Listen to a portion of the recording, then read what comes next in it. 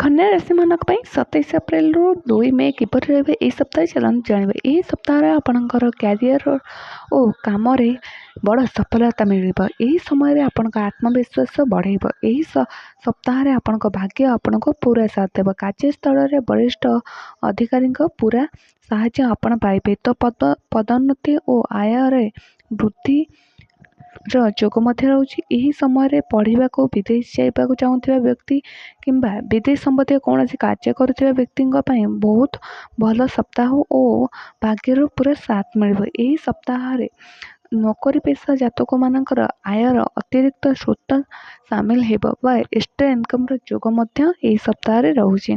परिवार रे कौन धार्मिक कार्य आयोजन करपारती जीवाई। यही सप्ताह संपत्ति से जोड़ी हो जाइतिबा आपणकर मनचाहा लाभ आपण को मिल पारे। सप्ताह शेष पिलामानंक ठारू आपण कौन खुशी खबर पाइपारती। घर रे आनंद रहिबा और दाम्पत्य जीवन मध्य सुखमय रहिबा।